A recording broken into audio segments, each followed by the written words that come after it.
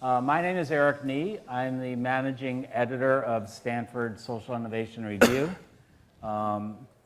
Quick little pitch for what we do, because I think it'll be interesting to you. We publish a magazine, also have many articles online. We do conferences, webinars. One of the things that we've done is partner with Dasra and a consulting firm, Bridgespan, to produce a publication called Impact India. We've done that the last couple years. Copies of both of these are available back on the desk for free. So SSIR began publishing 15 years ago in 2003, which in some ways doesn't seem very long ago, but in other ways is almost a lifetime ago. That's before the iPhone was introduced, before Facebook was founded, before the Great Recession that we all went through some years ago.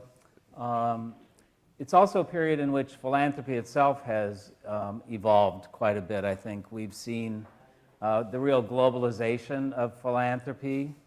We have partnerships with organizations in China, Korea, and Turkey who are translating our content into those languages. The Giving Pledge really brought the notion of philanthropy around the world. If you just look at high net worth individuals, in 2018, China now has more billionaires than any other country. The US is second, India is third. So there's a great amount of wealth out there. People are giving younger. It used to be that people would have their whole career. At the end of their life, they'd set up a foundation. Today, you're seeing people begin giving at a much younger age, and we've seen that on the stage here with some quite young people involved in philanthropy. There's also, over the last 15 years, been a much greater emphasis on measurement and evaluation. We just had a question about that.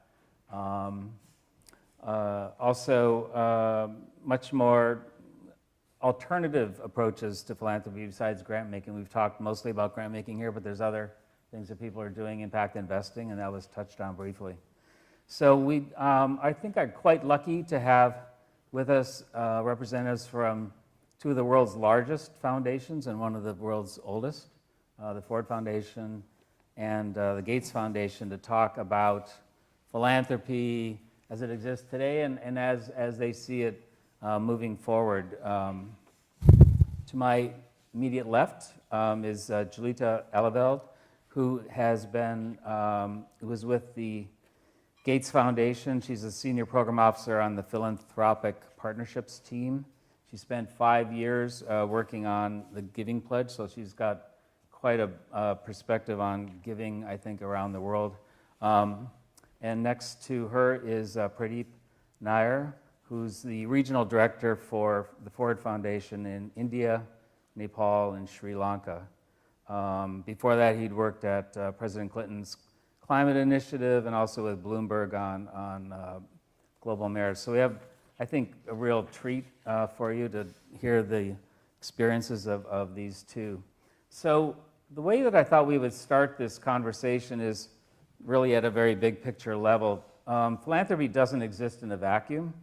It's part of the larger society, both the problems that the society produces, but also the opportunities that exist to really go into shaping the philanthropic world. So I thought we'd just start with the broad question of, both of you travel quite a bit around the world. You've worked at many different organizations. You talk with philanthropists, government officials, NGO leaders. What do you see that's going on around the world today and how it might be affecting philanthropy? And Julita, let's start with you. Sure, I'll start and add some more. So certainly we're seeing a growing wealth at all different wealth levels. I think at the very bottom, people are starting to lift themselves out of poverty. And as Eric mentioned earlier, we're seeing significant wealth at the very topmost levels. Unfortunately, coming with that is greater inequality as well.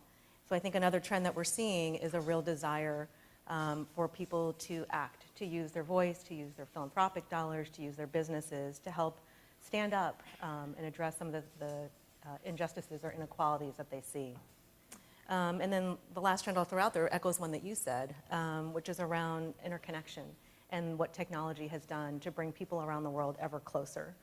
And I think that as Safira mentioned earlier on an earlier panel, I think there's a real desire to connect, to find other peers, to find other folks who are interested in the same topics that you are, so that people are learning and sharing together. Pradeep? Thank you. First of all, thank you for having me here, Neera and Deval and the Dasra team. It's funny because we have all these meetings and interactions in India. To see you guys here kind of feels odd.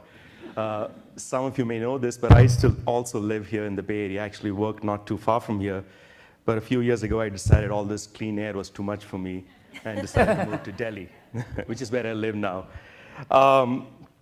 But seriously, I think, and this is a conversation again that, whether it's with Deval and a few others that we have in India every now and then, is like how some of you may maybe asking yourselves based here, like, should I move to India? Should I spend a few years in India? Those of us who did make the move ask ourselves sometimes, should we move back to the US? And I think we are hearing those questions less and less now in India, which is, I think, especially in this field, which is a reflection that there's a lot of exciting things happening in India, and there's a lot of opportunities happening in India, in spite of everything that you might read and see and hear and whatever else, I guess. So for me, there are 4 trends that I see in India happening in this sector. One is, I think, philanthropy is really, really, maturing. It's much more mature than it was when the first time some of us moved to India 5-10 years ago.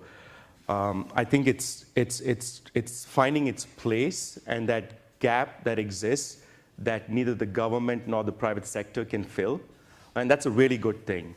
It's no longer referred to as NGO or nonprofit. It is philanthropy, and it's a social sector which is actually there to solve problems, which is, in my opinion, a good thing.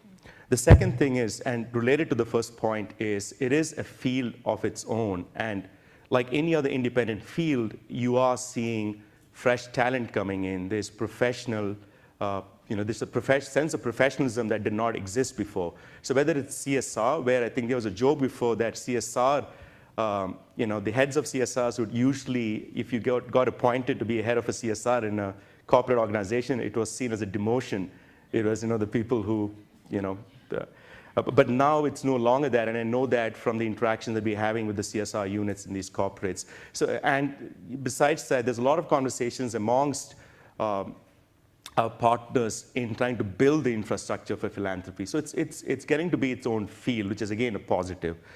The third thing is there's a lot of new money coming in India, either from India or outside of India. There's a lot of new money. Sometimes this is brought in by young professionals, either from the technology sector or from the others, who come with their own vision and ideas. And I like this because I think there's a sense of urgency that they bring in.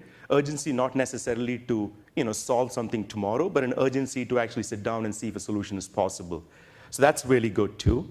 And the last thing is, and this is something that we've learned, when I say we, I mean Ford, is that all work in this sector necessarily does not have to be anti-government, right? I think one of the things that most of this sector for long has been associated with and by and for, unfortunately, is that you got to stand against whatever the government does or says. And that's not the truth, and we all know that who work in the sector. Unfortunately, I think the narrative out there has been that that is the case. But again, in the new philanthropy that we're seeing in India, I think they understand this, and a lot of it is collaborations with the government sometimes to try to solve problems. Yeah, so these are the 4 trends that I guess that I'm seeing in India right now. So, Julita, what about, you were with the Giving Pledge. There does seem to be a real upsurge in philanthropic work by wealthy Indians.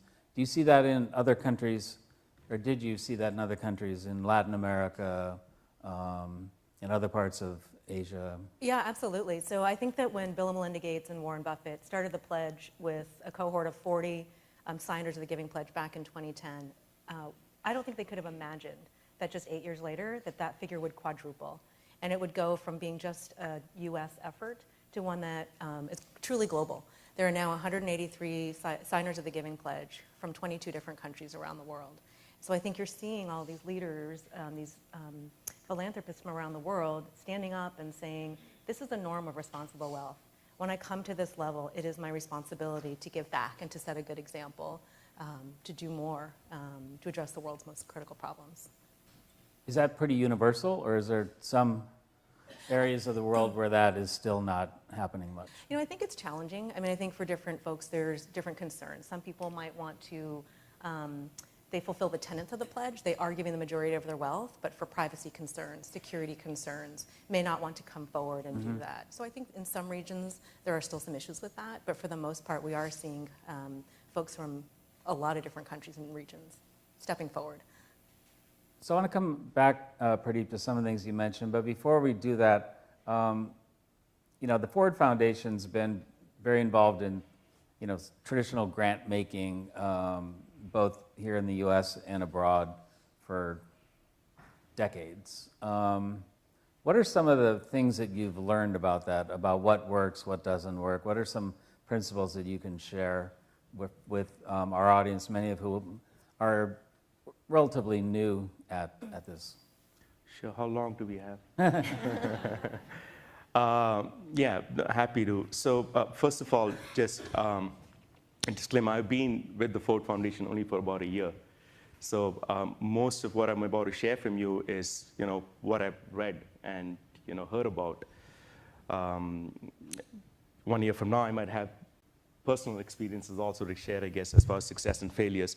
But everyone knows this already, I think, in the room, but still, Ford has been in India since 1952. So we are, the oldest foundation in India. So we've had a lot of time to learn, I guess, especially the mistakes that we have done. But I want to start off with the successes first. Is that,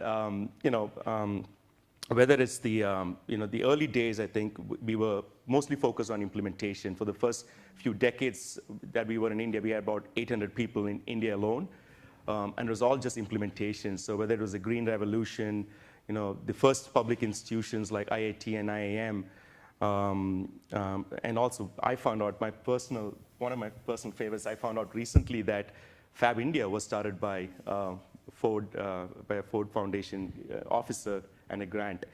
But I guess one of the commonalities across most of these successes we found, we'll be realizing now, is that in all of these, they were all partnerships. Though it seems like it was only Ford, that's not the case. They were always partnerships. So whether it was MIT for helping set up the first IIM institute in Calcutta, and for all of these other things, we always had partners, whether US or local partners. So that was one, I guess, thing that we later sadly forgot. And the other commonality across all of these is that they were all patient, and back then they were seen as big risks. So when microfinancing or the Green Revolution itself, it was a big risk at that time to, I guess, in a way, get Norman Borlaug to India and to work with him to work on some of these things. Again, we seem to have lost some of that in the later decades of about willing to take this risk. And also, the third thing, I guess, common across all of these is they were not necessarily, the shining object in the room. They were not necessarily the sexiest projects out there. They seemed pretty boring at the time, right? And I think these are things that we've learned really work for us as a large foundation that we would like to go back to. The things that did not work for us are, as you can guess, things that are exactly opposite, to what I just described, in that what we started foolishly believing over the decades is that we are the experts in finding the solutions to some of these issues, when that's not the case. I think we know that the real experts are the CSOs and the organizations that are actually working on the ground. As donors, I think our only expertise is in finding those CSOs, right? And that's what we believe as a foundation in India, is that our expertise stops if we find, the moment we find Deval or Neera or anyone else, I guess, who's actually doing all the good work on the ground. Now, that is tough. It's not easy, to answer a question someone asked earlier about how do you make sure that the money goes to the right people. That is, I think, in a way, a donor organization's biggest challenge. So thinking we were experts, I guess, was one big mistake that we made. Second was actually trying to go it alone. by ourselves. Again, very foolish, I guess, for us to think that we could be successful. You might have all the money in the world and all the right intentions, but you still need a lot of partners. And I don't mean the implementation partners, but I also mean partners that can bring to the table not necessarily money alone, but resources, experiences, whatever else. So that is the second, I guess, thing we learned from those projects that failed. The third, and this is such a cliche thing to say, but I'm still going to say it, is deviating from the cause. And this is both, I guess, as a donor organization as well as, as CSO. And someone said that earlier, about the person becoming bigger than the cause itself. So, we were also guilty of partnering with organizations where we didn't really realize that that was happening, that you were deviating from the cause of whether it is helping to end child marriage or, whatever it is. And the fourth thing, I guess, is, we don't often pause to remind ourselves that unlike corporates who do have shareholders that constantly give them feedback, that kind of system does not exist in this sector. So sometimes what happens is it takes you a long time to realize that it's a failure, not necessarily because the impact that you define is something that you define. So it's very easy to say you've been successful in your impact, either by numbers or whatever, but you don't really get the feedback that a corporate has the benefit of getting, whether they like it or not. You don't get that, and the feedback that we get is from the community that you're trying to serve. And I don't really know if anyone's really figured out the best way to get that feedback, but for us, I guess, we realized that we waited too long to get the feedback in some of those initiatives that we tried, which failed. Yeah, I'd agree with that. I think that when philanthropy is successful and in the role that it can play, it's when it can, unlike the business sector or the private sector, it can take a long-term time horizon. We're not worried about being reelected in 2 years. We're not accountable to shareholders every quarter.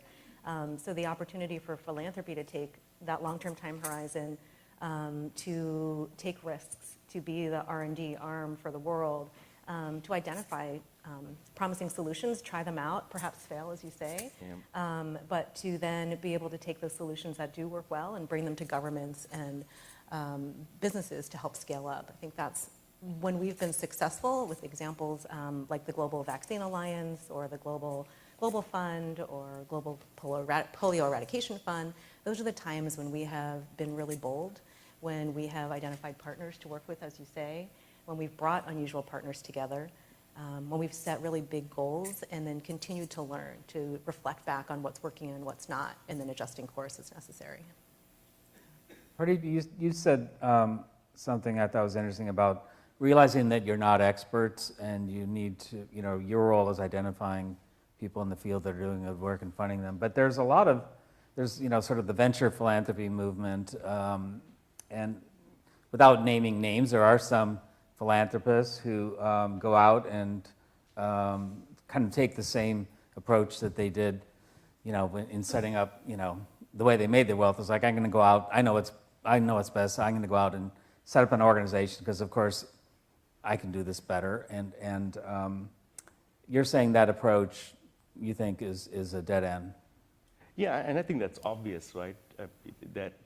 I think those, again, depends on when you measure success, because maybe the first few months it might seem like it's succeeding, but I can guarantee you, maybe there's one or two exceptions, but in most cases it tends to fail, because especially in a country like India, but this could be anywhere else, especially like in a country like India, there's so many moving things happening at any particular time that you do need to be really invested in listening to everyone, I guess, listening to people who might tell you, what you're doing is completely wrong. And believe me, there are a lot of people willing to tell you that in India. So I do think you need to sit and listen. And I know that, especially it's ironic sitting here in Menlo Park, money does have a large part to play. And I think, we shouldn't, be foolish in thinking that it doesn't. But the biggest and the most well-meaning philanthropists and donors all realize far too quickly that you do need to build those partnerships and not just go it alone, I guess. The government realizes this, and government, as you know, has more capital than anyone else. They realize that they just cannot do most of these things alone, which is why we are seeing outreach and these partnerships between government and other organizations or individuals for that matter. Right. So the Gates Foundation, I mean, it's kind of unusual in its size, and almost anything you do has reverberations. That must, so I mean, it could kind of embolden you or humble you, and so I'm curious. And the Gates, it's a relatively young foundation. You've had things that you've learned over time, but there's been times when the Gates Foundation's been criticized for coming in kind of the, I won't say bull in a china shop, but sort of like that. What has the Gates Foundation learned about kind of its role in regards to these questions about partnering and being humble and things like that? Yeah, I mean, two of the guiding principles of the foundation, and one you'll see right on the building as you walk in, is that if you want to go fast, go alone. But if you want to go far, go together. So I think in instances where that hasn't happened, or it has come across as the Gates Foundation coming in and leading the way and not partnering well, I think that is certainly an unintended consequence. And I think one thing that we have, the other guiding principles that I wanted to mention was the idea of being humble and mindful. And so I think that we are learning over time that when you are the world's largest foundation, and sometimes when you do make a gift or an investment that people follow, suddenly your jokes become funnier than everybody else's, and you become smarter than everybody else in the room. And I think we as program officers recognize that that just isn't the case. And we really see and put a lot of weight on the need to listen and to learn, to review the history of what's come before, and to learn about the things that are happening now, so that we can together with the end beneficiaries and other partners, whether it's governments, other NGOs, other foundations, private sector, so that we can all move forward together. So let's move on to talk about some of the current trends and future ones that you see going on. Pradeep, you mentioned CSR, for example. Why don't you talk maybe a little bit more about that business, maybe some of that, the trend you see in corporate philanthropy and whatnot, but also other significant trends you're seeing out there that is, the way the philanthropists are adjusting to the changing times, changing conditions, the availability of tools that they have to really do the kind of work they're doing? Sure. A big trend that I'm seeing in India, and Deval, I know, will agree with this 100%, is that if you're a male and if you're in the sector in India, you got to have a beard. Yeah. The photo in the guide is not. Yeah. No, just kidding. But it does help sometimes, because a number of times I've actually gone to a meeting and they look at me and say, "Oh, we were actually expecting someone older."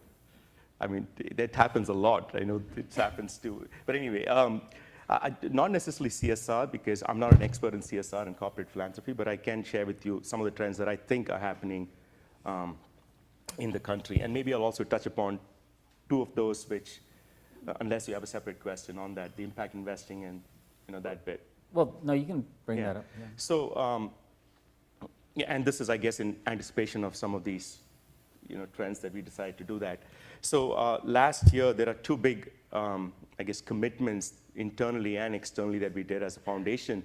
One is the $1 billion impact investing initiative that we started. And that was, I guess, the driver for that was both internal and external. Internal, because we realized that there's a certain percentage of money that we put aside every year. We work out of an endowment, right? So there's a certain percentage that we put aside every year for grants. And Darren Walker realized that there's this huge other pot sitting there, which is we cannot, because of whatever restrictions, use for grants. However, it's still money that needs to be deployed and used in a good way.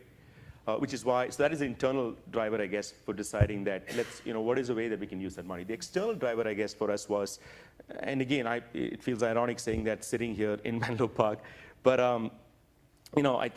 from our study, we realized that there is still a gap out there for funding, social enterprises that necessarily is not driven by IRRs and how quickly, what is your specific cause, and all the other questions I guess most of investors ask, and rightly so. But there's a gap for that. There's a gap in the market for that, which is why we decided to get into impact investing, I guess. And I hate, by the way, just for the record, I don't like calling it impact investing, because you can make an argument that every investing has an impact, I guess. So we call it patient, taking the risk and everything else, I guess, that is different from the other investing. And that has turned out, I think, again, you guys know this as well as most of you who work in India, that India is a very important place for those conversations right now. That's a big trend we're seeing in India now. Whether it's large US organizations, individuals, everyone wants to actually do something. And I guess the best testimony to this is the number of social incubators that are coming up in India, all over India. Some are failing, some are, but I think this is a very interesting phase because everyone's trying to see how we can actually put money, sometimes really small, investments to help solutions in the social sector.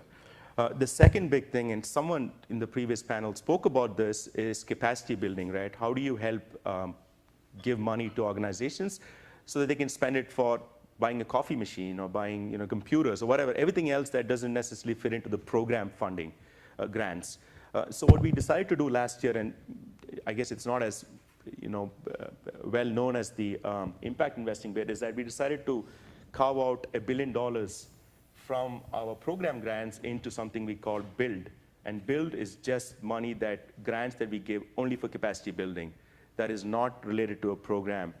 And this is something we decided to do because we realized that even though we say we have to do capacity building grants, it almost always becomes an afterthought. So we realized the only way to make it intentional and to make it required is by saying this, you can only use this money for capacity building. And that has, again, for us, we've realized been really, really, it's been challenging for us, for most of our POs. Program officer is really challenging initially because it's not the same as giving a program grant. It has been difficult for our grantees to understand what it is. As you can imagine, lots and lots of questions. But we've just heard only positive feedback from the CSOs and from the communities that we work with. Of course, the challenge is everyone wants it, and there's not enough to go around. But I think this is something that we would really like to see more and more organizations do. The other, a few other trends that we see, and I'll try to be quick about this, is talent. And I briefly touched upon this, when I spoke about it first. But honestly, for me, this has been almost a personal mission. Is we really do need really, really, really talented people in this sector. We say that, and I think this room is full of talented people, but it's not every time that you see talented people working. By talented people, what I mean is it's good that everyone has passion, but passion alone doesn't, we realize, help you solve problems that we're trying to solve. The joke that I share with some colleagues or anyone who's interested to join the sector is, listen, we don't want you to think of coming into the sector if you're like, I'm done with everything else, I have free time. Then you can go work for Amazon and Google or anyone else, We need the best. We do need the best, because to solve, to help end child marriage, in my opinion, is much harder than selling a router. Much. And I know that because I've been there. So doing both. So you do need talent, and I guess, we're seeing that, and Dasra is, again, a good, I think, example of, an organization that's been able to attract really good talent and also putting the talent out there to go and join other. But you're seeing this professionalism in India. You're seeing really talented people wanting to come in, with really good, experience, really good education qualifications, saying, hey, we want to come in and actually help solve a problem. And that's something that's really, really new, and I'm excited about it. I think that's a good trend.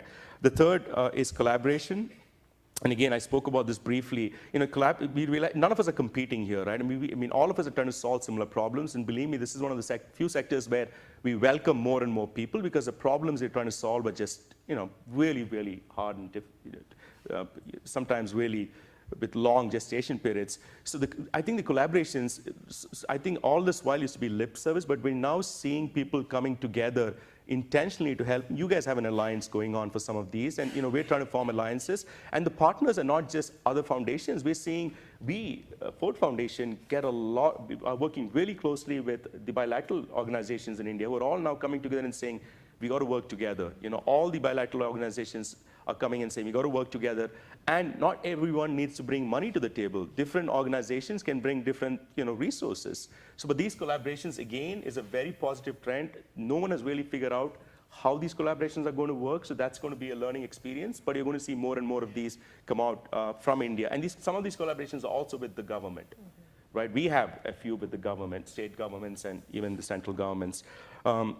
The fourth is that we're seeing a good trend in that it's not necessarily impact-driven, it's moving towards solution-driven, which I think there's a big difference between the two, because I think impact is internal measurements that foundations do. Solution is, you're getting the validation from the communities in the market, whether there's the solution, the problem is getting solved or not. The next point I want to make is about vision. And I say this from our experience and failures, I guess. We realized that it's when you don't have a strong vision that you tend to get things like ideologies and politics and everything else mixed up and not really sure what your goal is. So it is very, very important to have strong visions. And now we are seeing that with both organized corporates and foundations and all of that. I'm going to stop there. I guess you're running out of time. Let me just give a second for Julita. Oh, yeah, sure. Although, Pradeep, I think you exhausted the trends there, but... We're all out of trends. I would echo, no problem. I would echo the one on collaboration. Completely agree, and I think that we've heard some of the comments earlier today where people are really wanting to come together and learn and to share. At the Gates Foundation, we have almost a 1,500-person staff, and I don't think anyone aspires to have that. But what we do hear is that people want to have shortcuts to help out with their giving. So they would love to be able to tap into the due diligence that our program officers do on various topics. And those are the things that we want to be able to help promote with other philanthropists. The quick other things I'll say about trends would be around taking a portfolio approach around giving. So there are so many different types of vehicles. I think before people would just start one foundation and they would have one foundation to do everything. And now people are saying, oh, I'm going to have a foundation and I'll have particular areas of focus, but I might have a donor advised fund or a separate foundation that allows me to be a little bit more reactive, to respond to requests from friends, have responses to emergencies that come up. And on the side of that, I might also have an LLC that allows me to have more impact from my businesses as well. I think we're also seeing this pathway change from what you talked about earlier, I'm going to make my wealth first, and then I will give, and then I will have a foundation in perpetuity. And I think people nowadays are really trying to integrate that. I'm accumulating my wealth, I'm distributing at the same time, and I'm wanting to give while I'm living. And another point that I would say that we've heard a little bit about before too is just about technology and all the different online giving platforms that are arising. And I think mobile payments, mobile giving, I think those are things that are rising in more developing countries around the world. And then actually one where I think the U.S. is lagging behind. I think there's lots of room for improvement there. Well, we just heard a lot of, I think, really interesting ideas that I hope prompt some questions in your mind. So we've got about 15 minutes here for questions from you, the audience. So we have mics going around. Hi there.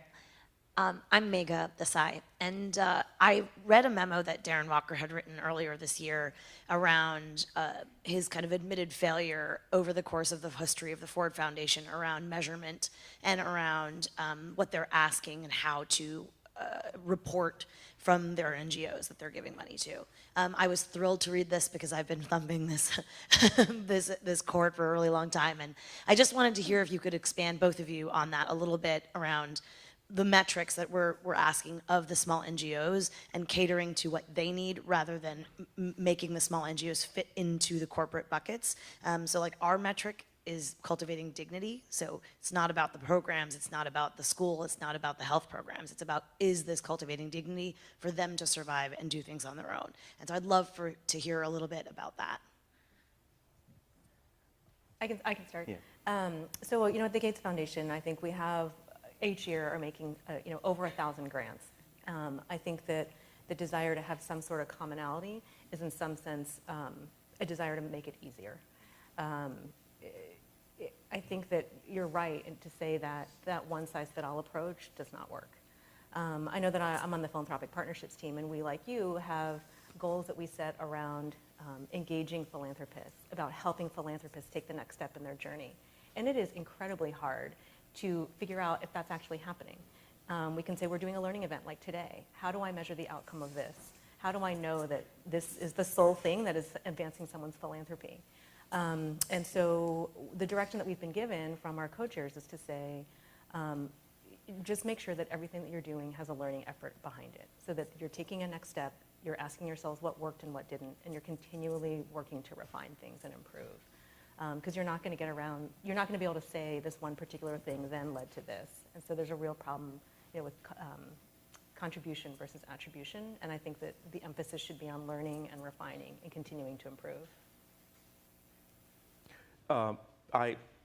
So after Darren sent out that memo, we have reached out to almost every single organization that we work with, and we are still in the data collection process. So I don't have much to say as far as what might come out of that, but I can tell you from my personal experience of what we're trying to do in India, at least, before these results and these survey results come back, is that it is challenging for us, right? Because we're trying to balance between the need to actually, like someone said, make sure that you are helping move the needle towards a cause, right? And in India, there is, for sadly, every single cause exists. Most of these social issues and problems exist in India, and in most of these there are lots of really brilliant organizations working on the ground. So as a donor, it's very difficult always to, when do you actually move on and either to another cause or with another organization.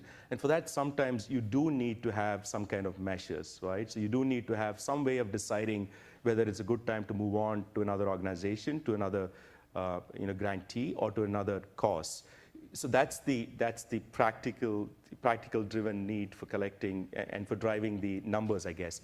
On the other hand, we do realize that some of these are patient, not possible to measure. You do need to help capacity building, institutional strengthening, and all that. And we are doing that, and we've been doing that for the longest time. But every time we go back and take a survey, we realize that if we do too much of one, there's always a group of, grantees on the ground who say, hey, we have solutions, we can deliver, we can help you move the needle. You need to also be supporting us. So I guess, to summarize, in India, we're doing a bit of both right now. That's the only way we've figured. So we have some grantees who we're supporting, who we're actually on, let's see if we can, move the needle on this. And in the others, we are still continuing to do the more patient, we need to help capacity building thing. But at the end of this year, hopefully we'll get the results back from that exercise, and we'll, maybe, I guess, have more clarity next year. I think the fact that Darren was willing to say that is important, because it, I think, expresses a lot of the concerns people have that about foundations and kind of what they're demanding and such. Question in the back? One thing I see is that foundations like Gates and Ford, have sophisticated grant-making strategies, program officers who are experts in the space. And then there are individual philanthropists who are, defining their grant-making strategy, trying to learn. Would you say that there is an opportunity within the foundation space, which is separate, say, for example, from the program in which philanthropists can involve themselves? But is there, do you think, for the future of philanthropy, an opportunity for individual philanthropists who are beginning to learn about their strategy or finding high-performing nonprofits? The fact that you have a wealth of nonprofits that you have worked on, you have conducted due diligence, you have done site visits, do you, it's very rare to see sort of that bridge between, individual philanthropists and foundations, and I just want to hear what your thoughts are on sort of bridging that gap to see how the resources of the foundation can be leveraged to help individual nonprofits who may not have the capacity and the resources to do the same level of due diligence on their potential grantees. Yeah, absolutely. So I'm actually, my colleague Arnav is here as well, but we're part of a roughly 20-person team at the foundation called Philanthropic Partnerships. And our whole goal is to help improve the quantity and quality of giving. And so we work on things like policy and making sure there's good available data so people can make good giving decisions. We do support the Giving Pledge and that work, but we also have a body of work that is looking at whether or not there's a place for the Gates Foundation to play a role in encouraging more everyday giving.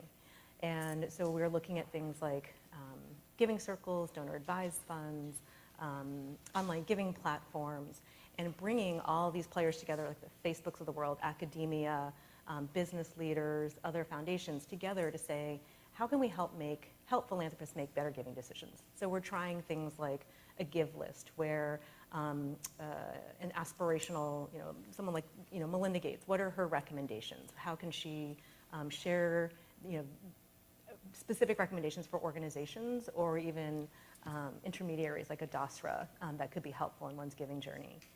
We also work with other foundations as part of an impact-driven philanthropy group that works on supporting other organizations that are trying to help with donor education. I think we earlier mentioned things like the Philanthropy Workshop or Synergos or Global Philanthropy Forum. So we're doing all that we can to help share that diligence and help get best practices about philanthropy as well as individual causes out there. And I'm happy to connect with you afterwards and try to give more specifics. Nothing to add except to say that we're doing similar The same things. thing. Yeah. Question here? So I have a question around where do you see the trend on unrestricted funding or really restricting overhead and administrative funding going? Because I feel like we've been talking about this for a long time, but this is still something that is constraining grantees of all sizes. Yeah. And I'd just love to hear what your thoughts are. About both again? Yeah, so, whoa. So like I said, we have done that. We made that shift last year. So I cannot speak for other foundations to see if they're wanting to do similar things, because we do realize that there's a huge appetite for it and there's a need that needs to be filled, right? And this comes back to what I said earlier about, I think the biggest challenge in philanthropy, whether it's individual or foundations, is that we always like to go after the shiny, new, sexy objects. There's very few people. So I don't know how successful I'll be if my conversation with an individual philanthropist is, hey, can you just give generic capacity building funding? I think that'll be a very difficult conversation, because I don't know if most of them, if they're new philanthropists or whoever, are willing to take that commitment. It'll be ideal if they do, but that's a big challenge. I can speak for ourselves and say we're committed to that. We're doing that. Most of our build grants, capacity building grants, are 5-year grants. And as we are learning, it's only been 1.5 years. We might decide to increase it or whatever. We are committed to it. I honestly, I do know that I hear others saying they want to do similar things, but I doubt it's something that, gets too many people excited, honestly. Question? Yeah, my name is Chari from India. So this is to Mr. Nair on the issue of capacity building. One of the most sustainable ways of building capacities is also to build capacities of institutions who in turn create capacities of systems and societies. So, but for Tata's, was build institutions like Indian Institute of Science in Bangalore or TIS in Mumbai, which created, half the Silicon Valley professionals come from these institutions and created wealth. When it comes to giving to institutions in US, we see, you go to any of the universities here, it's Indian diaspora contributing to these institutions. Stanford to Wharton to Harvard, but when it comes back to India, and look at the institutions in India, IITs and NITs and even social science department, you would hardly see any contributions and any collaborations with these institutions. Is there any particular reason why Indian institutions are looked down upon, whereas they all graduated or they're all alumni of these institutions? Including BITS Pilani is one of the, I think Raju is also, he comes from BITS Pilani. So yeah, you're here. So, what's the reason? So good question. Again, I can only speak for myself, our organized foundation, and I can tell you, and you can, this is what I alluded to initially. Ford Foundation, all it did for the first 4 decades is invest in institutions, right? Whether it's the IIM, you go look at the think tanks in India. We just recently, it was interesting, we were in a conversation with IDRC, and IDRC has a think tank initiative. 32 of the think tanks they have, all 32 were initially co-funded by Ford, all Indian organized institutions. Yeah, university was funded by Ford. So I don't know if that was directed to Ford, but if it was, I can tell you, we've really invested a lot in institution building in India.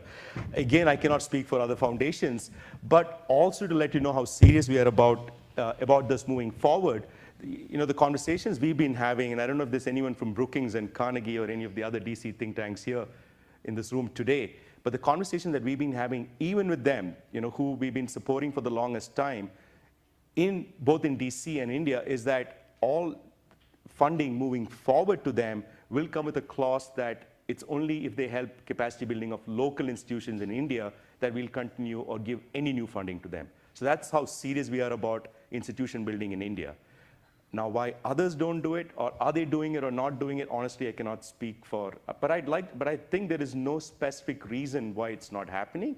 It might just be maybe a lack of really good opportunities, aligning or coming together. Well, we have just a couple of minutes. I want to give each of you a chance for some concluding thoughts about your outlook for philanthropy and for the state of the world and philanthropy's role to address it. Glass half full, half empty kind of question. Julita, why don't I start with you and Pradeep? Definite optimist. I think that with growing wealth in the world, with this impending wealth transfer, with this growing interest in wanting to do good and to have people, whether they're students, whether they're the most ultra high net worth individual, I think every stage in between, people seem to be really much more civically engaged these days and wanting to make a difference. Whether it's with philanthropic dollars or investing their time or their energy. So I'm definitely an optimist.